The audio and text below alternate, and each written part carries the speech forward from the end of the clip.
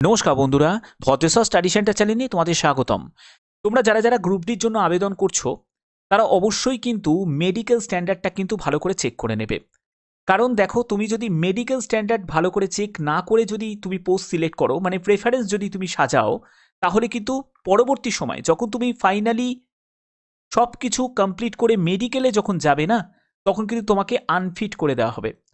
তার জন্য অবশ্যই এই ভিডিওটাকে দেখো, কারণ এই ভিডিওতে মেডিকেলের সম্পূর্ণ তথ্য তোমাদের কাছে তুলে ধরা হবে যে গ্রুপ ডির জন্য তোমাদের মেডিকেল স্ট্যান্ডার্ড কোন কোন পোস্টের জন্য কি কি থাকবে, সম্পূর্ণ গুরুত্বপূর্ণ তথ্য এই ভিডিওতে। তো চলো ভিডিওটা শুরু করছি। এরকমই গুরুত্বপূর্ণ আপডেট তোমরা প্রতিনিয়ত আমার চ্যানেলের মাধ্যমে পেয়ে থাকবে, তার জন্য অবশ্যই চ্যানেলটাকে সাবস্ক্রাইব করে বেল আইকনটাকে অল করে রাখবে। তো এখানে দেখো, প্রথমত যে একটি প্রশ্ন তোমাদের থাকতে পারে সেটা হচ্ছে যে চোখে কোনো সার্জারি করা থাকলে কি আবেদন করা যাবে। তো দেখো, এখানে দেখো চ্যাপ্টার 5 ইন্ডিয়ান রেলওয়ে একটা ম্যানুয়াল বুক আছে, যেখানে চ্যাপ্টার 5-এ কিন্তু এইসব ব্যাপারগুলো কিন্তু মেনশন করা আছে, যেটা তোমরা indianrailways.government.in এর অফিসিয়াল ওয়েবসাইটে পেয়ে যাবে। যেখানে বলা হচ্ছে যে দেখো, undergone LASIK surgery or any other surgery যদি তোমার করা থাকে, সেখানে বলছে correct refractory error are not eligible for the post of A2 এবং A3, অর্থাৎ A2 ক্যাটাগরি পোস্ট আর A3 ক্যাটাগরি পোস্ট, এই পোস্ট দুটিকে বাদ দিয়ে, ঠিক আছে, এর মধ্যে যে যে পোস্টগুলো পড়ছে এইগুলোকে বাদ দিয়ে বাদবাকি যেগুলো আছে, যেমন B1 category post, B2 category post, C1 category post, C2 category post, এই সব পোস্টগুলোতে তোমরা কিন্তু যোগ্য, আবেদন করতে পারো বা প্রেফারেন্স হিসাবে সেই সব পোস্টগুলোকে সাজাতে পারো।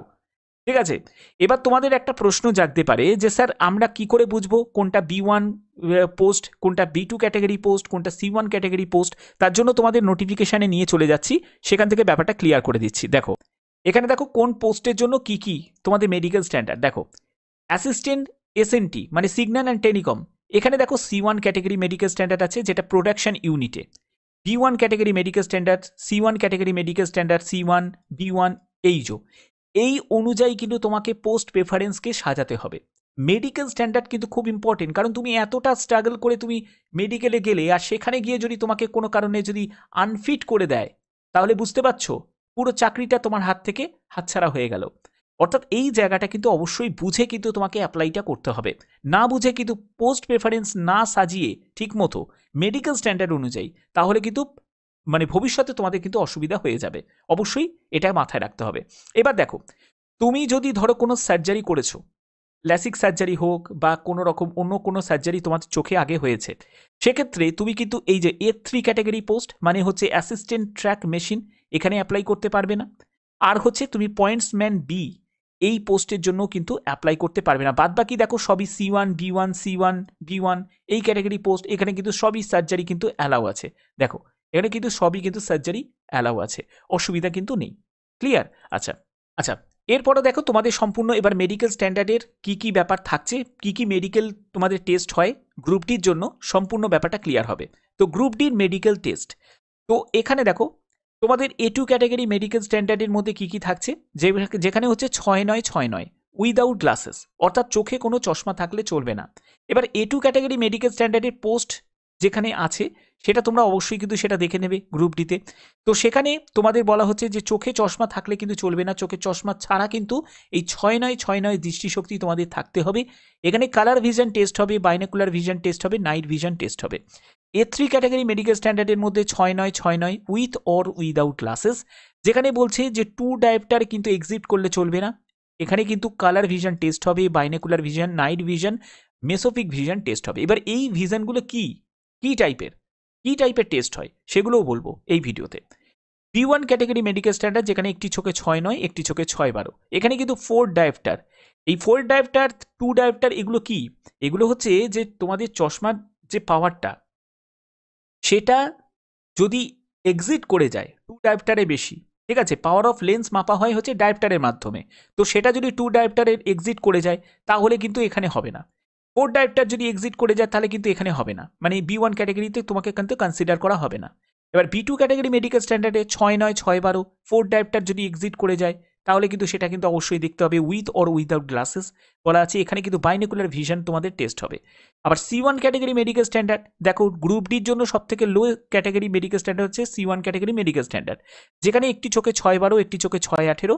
এখানে কিন্তু তোমাদের আর অন্য কোনো টেস্ট হবে না, অর্থাৎ তোমার যদি কালার ব্লাইন্ডনেসের যদি সমস্যা থাকে তাহলে কিন্তু B2তেও তোমাকে আটকাবে না, C1এও তোমাকে আটকাবে না, ঠিক আছে? কারণ এইসব টেস্ট তোমাদের এখানে হবে না। পরবর্তী আমরা চলে যাব। পরবর্তী দেখো তোমাদের কি হবে, ডিস্টেন্স ভিশন টেস্ট নেওয়া হবে, যেখানে তোমাদের এখানে দেখো তোমাদের এই যে অ্যালফাবেটগুলো তোমরা দেখতে পাচ্ছ না, এই অ্যালফাবেটগুলোকে তোমাকে পড়ানো হবে এবং এখান থেকে যত তুমি ছোট অ্যালফাবেটগুলো পড়ে দিতে পারবে সেখানে কিন্তু 6/6 তোমার দৃষ্টিশক্তি মানে ভালো। এরকম করতে করতে যত ওপরের দিকেরগুলো যাবে তত কিন্তু তোমাদের দৃষ্টিশক্তি কমে এসছে, মানে তুমি দূরের দৃষ্টিশক্তি তোমার কম। তো সেক্ষেত্রে এটা কিন্তু তোমাকে এখানে বোঝানো হচ্ছে। এবার দেখো তোমাদের এরকমও কিন্তু দেবে, তো তোমাকে একটা ডিস্টেন্সে দাঁড় করানো হবে এবং তোমাকে সিটাকে কিন্তু মুখটাকে কোন দিকে খোলা আছে তোমাকে বলতে হবে, বাঁ দিকে খোলা আছে না ডান দিকে খোলা আছে সেরকম করে তোমাকে বলতে হবে, ওপর নিচ করে দেবে, সেটা তোমাকে অবশ্যই সঠিকভাবে বলতে হবে। এর পরবর্তী যেটা হবে সেটা হচ্ছে নিয়ার ভিশন টেস্ট হবে, ঠিক আছে? নিয়ার ভিশন টেস্টের মধ্যে কি আছে, নিয়ার ভিশন টেস্টের মধ্যে তোমাকে কিন্তু এইরকমই তোমাদের আর একটা কিছু কাগজে কিছু পড়তে দেবে, সেখানে কিছু লেখা থাকবে, সেই লেখাগুলো তোমাকে পড়তে দেবে। তো সেগুলো যদি তুমি ঠিকঠাক করে পড়ে দিতে পারো, ঠিক আছে, তাহলে কিন্তু অবশ্যই সেটা তোমাদের ঠিকঠাক একদম কন্ডিশন তোমাদের আছে, তো নিয়ার ভিশনে কোনো সমস্যা তোমাদের নেই, এই বলে তোমাদের কনসিডার করা হবে। এর পরবর্তী হচ্ছে বাইনোকুলার ভিশন টেস্ট হবে। কিছু পোস্টের জন্য বাইনোকুলার ভিশন টেস্ট কিন্তু হয়। দেখো এখানে যে এখানে একটি ছবি দেখতে পাচ্ছ, এখানে একটি ছবি দেখতে পাচ্ছ, একটি লেফট আই ইমেজ আর একটি রাইট আই ইমেজ। এবার যখন কোনো কেউ দেখে তো সেক্ষেত্রে যদি একটি ছবিকে সে যদি ডবল করে দেখে, ডবল ভিশনের সমস্যা তার, তাহলে সেক্ষেত্রে তার কিন্তু বাইনোকুলার ভিশনের সমস্যা আছে, তাহলে তাকে কনসিডার করা হবে না। সে ডবল ইমেজ দেখছে, মানে একটা আর কে সে ডবল আর দেখছে, তো সেটা কিন্তু হবে না। আমরা একটাই ইমেজ দেখতে পাই, ডবল কিন্তু দেখতে পাই না। তো এখানে কিন্তু এটা একটা সমস্যা আছে। তারপরে দেখো এখানে লেফট আই ইমেজে একটি দেখতে পাচ্ছে এবং রাইট আই ইমেজে সেটা ছোট করে দেখতে পাচ্ছে, সেখানে কিন্তু নো বাইনোকুলারিটি, অর্থাৎ এখানে কিন্তু একটু কনসিডার করা হবে, এখানে কিন্তু তোমাকে পাস করিয়ে দেওয়া হবে, কোনো অসুবিধা কিন্তু নেই।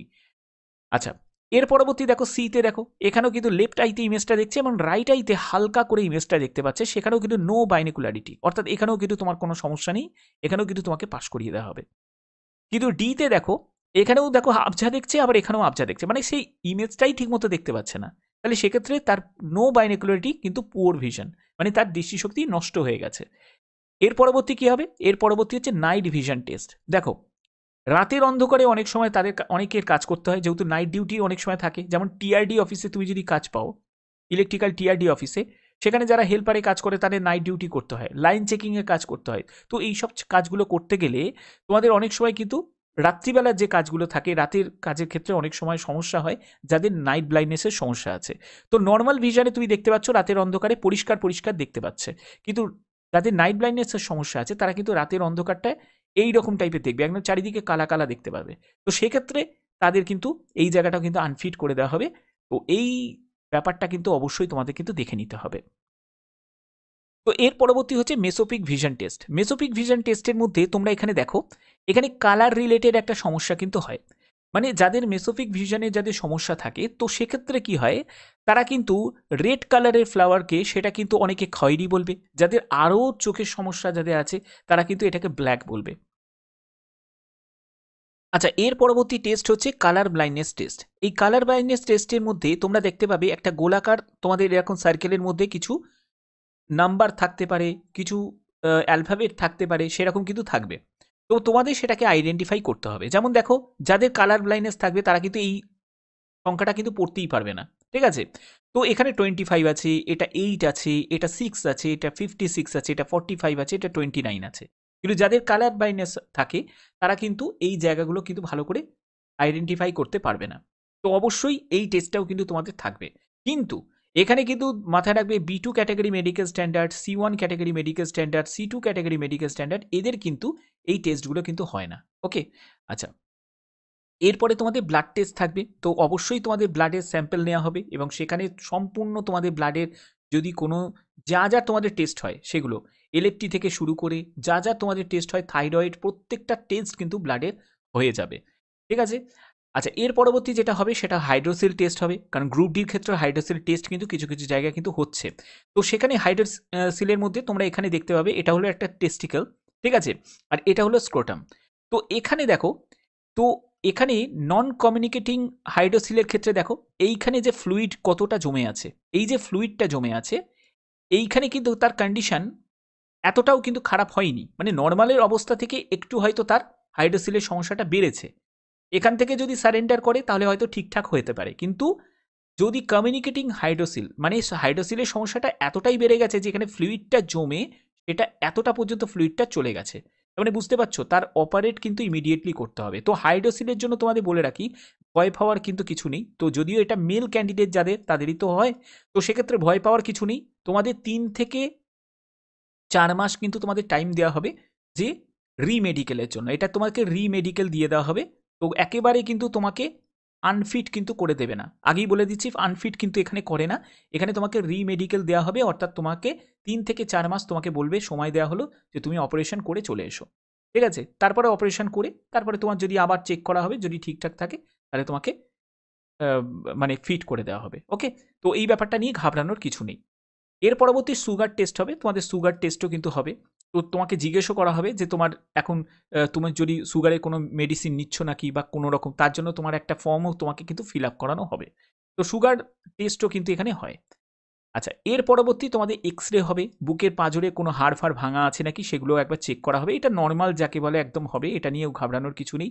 ব্লাড প্রেশার টেস্টও কিন্তু তোমাদের হবে। তোমরা জানো নর্মাল ব্লাড প্রেশার হচ্ছে 120/80। অনেকে আছে টেনশানে ব্লাড প্রেশার লেভেলটি কিন্তু হাই হয়ে যায়। তো টেনশন না নিয়ে রিল্যাক্সে থাকবে, তাহলে কিন্তু সম্পূর্ণ সব কিছু ঠিক থাকবে, টেনশন নিলেই কিন্তু চাপ হয়ে যাবে। এর পরবর্তী হচ্ছে ইউরিন টেস্ট হবে।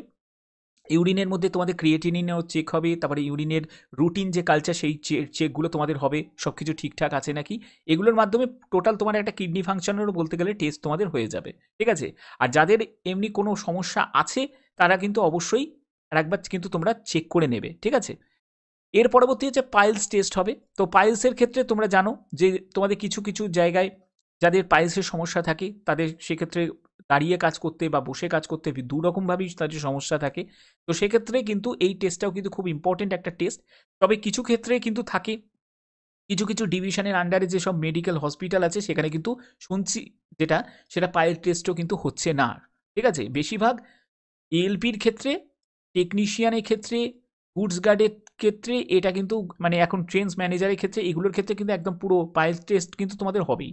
ওকে, বাট গ্রুপ ডির ক্ষেত্রে কিছু কিছু জায়গা কিন্তু হচ্ছে, একেবারে হচ্ছে না তা নয়, হচ্ছে। তো আশা করি তোমাদের এই ভিডিওটা সম্পূর্ণ গুরুত্বপূর্ণ তথ্যগুলো দিয়ে তোমাদের ভিডিওটা আমি তোমাদের কাছে প্রোভাইড করলাম। এরকমই গুরুত্বপূর্ণ তথ্য পাওয়ার জন্য অবশ্যই চ্যানেলটাকে সাবস্ক্রাইব করে রাখবে, বেল আইকনটাকে অল করে রাখবে, লাইক করবে, শেয়ার করবে এবং সাবস্ক্রাইব করে রাখবে। তো এখনের মতো এটুকুই, টাটা।